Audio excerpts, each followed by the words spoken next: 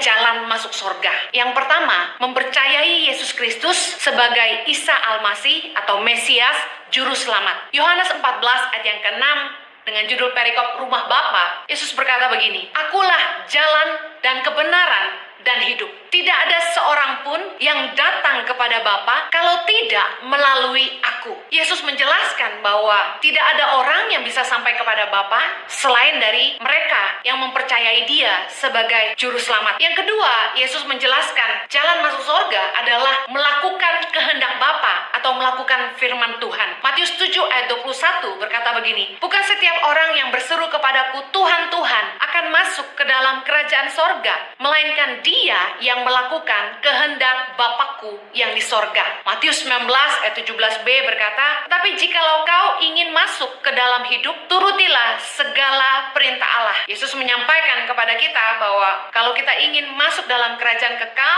kita harus melakukan kehendak Bapa di sorga dan hidup melakukan kebenaran. Yang ketiga, Yesus menjelaskan jalan untuk masuk surga adalah dengan hidup mengasihi sesama. Dalam Matius 25 dengan judul perikop penghakiman. Saya tidak sedang menyerang pribadi Ibu Heni. Saya menyerang ajaran Ibu Heni yang jelas-jelas menurut saya. Awalnya saya masih bilang hati-hati. Saya harus tegas, itu sesat. Saya yang ngomong. Kasih tahu Ibu Heni. Kalau Ibu Heni tidak berhenti, bahaya itu. Tolong diklarifikasi. Dan kalau memang Ibu Heni pendeta rendah hati, Ibu Heni harusnya bilang, saya salah. Kalau memang Ibu Heni lebih cinta kebenaran, bukan cinta popularitas, Ibu Heni akan berkata, khotbah saya itu salah. Harusnya begitu. Buat Ibu Heni yang saya hormati, tidak ada 3 jalan Ibu, 1 jalan saja. Percaya Yesus, titik. Dalam Yesus ada kasih, dalam Yesus ada kebaikan, dalam Yesus ada pengampunan, dalam Yesus ada pelayanan, dalam Yesus ada berkat jasmani rohani, dalam Yesus ada berkat-berkat melimpah. Jalannya cuma Yesus. Jangan plus-plus. Kita sudah kayak orang Yahudi saja, hukum Taurat. Mau selamat harus buat ini, harus buat itu. Tidak cukup percaya Yesus, buat ini lagi, buat itu lagi. Paulus tegur jemaat di Galatia itu gara-gara itu. Paulus sudah sampaikan, mereka datang lagi bilang, tidak cukup percaya, harus tambah sunat, harus tambah ini lagi. Disitulah Paulus menegur keras orang-orang di Galatia, saudara-saudara. Saya paling menghormati pendeta lain, tapi saya tidak bisa toleransi dengan ajaran firman Allah yang saya tahu ini tidak sesuai, begitu loh. Makanya saya di video pertama itu saya bilang, mungkin Ibu Heni kan kesibukan pelayanan manusia biasa, namanya pikiran juga terbatas. Saya aja khotbah salah-salah banyak, dan saya sering ditegur. Untungnya kesalahan-kesalahan khotbah saya itu yang tidak bersifat dasariah atau doktrinal. Saya sering ditegur Bapak Ibu Saudara-saudara, dan saya bersyukur buat teguran-teguran itu. Itu menjadikan saya lebih maju. Anda mengerti ya?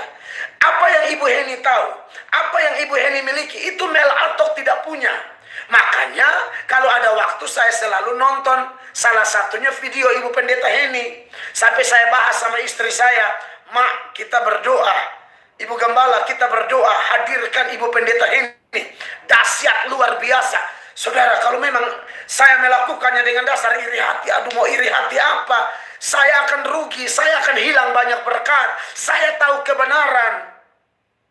Kalau kita iri sama hamba Tuhan, itu kita berdosa.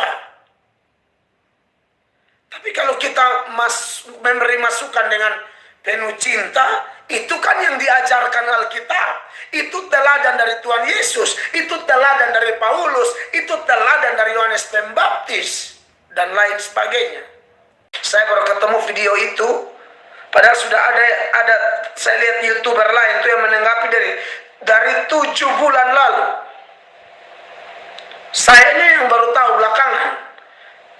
Di saat hati saya lagi dengan jemaat lagi bergumul untuk Ibu Heni datang, waktu saya lihat itu saya bilang, aduh. Lalu kawan-kawan yang kasih video bilang, itulah kenapa kami kasih, andai kata Bapak Gembala tidak tahu. Lalu seandainya Tuhan izinkan Ibu Pendeta Heni datang khotbah, lalu beliau misalnya menyinggung hal seperti itu, Nanti tidak enak lagi, Bapak harus naik klarifikasi di umum segala macam.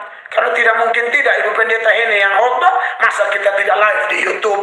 Itu tidak mungkin. Nah, kalau tidak ada yang memberi masukan atau sudah ada tapi Ibu Heni yang tidak menerima, ya repot nanti.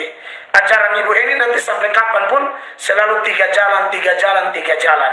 Menurut saya yakin Ibu Heni memahami. Kalau bilang Ibu Heni punya judul salah, nah itu manusiawi. Ya, dan saya yakin kalau Ibu Heni mengklarifikasinya, saya terlalu yakin akan memberkati banyak orang. Terima kasih banyak buat kawan-kawan semua yang sudah dukung Ibu Heni, lalu yang dukung saya, yang menegur saya juga, saya minta terima kasih banyak. Hanya saja saya memang bikin video ini untuk mengingatkan kita, kalau bikin teguran, ayo pakai dasar yang jelas. Karena menghakimi secara membabi buta tidak boleh. Tapi kalau menghakimi dengan adil, disertai bukti, nah itu boleh. Itu Alkitabiah. Seterus Yohanes 7 ayat 24. Begitu. Jadi itu sih yang saya mau sampaikan kepada saudara-saudara. Terima kasih sudah dukung. Terus kita doakan pelayanan Ibu Heni dan tim semakin dahsyat, apalagi setelah beliau mengklarifikasi judul khotbah beliau, saya yakin dampaknya lebih dahsyat. Ibu Heni, kalau Ibu Heni sempat nonton video ini, kami mengasihi Ibu Heni dan tim. Kami sangat rindu. Ya, setelah masukan ini pun kami tetap berharap suatu saat Ibu Heni bisa melayani kami di NTT, di Kota Kupang. Itu kerinduan kami. Hanya kami memang memberi masukan karena bagi kami ini terlalu mendasar sekali, Ibu Heni, ya. Terima kasih banyak Ibu Heni dan semua kawan-kawan semua. Sampai jumpa.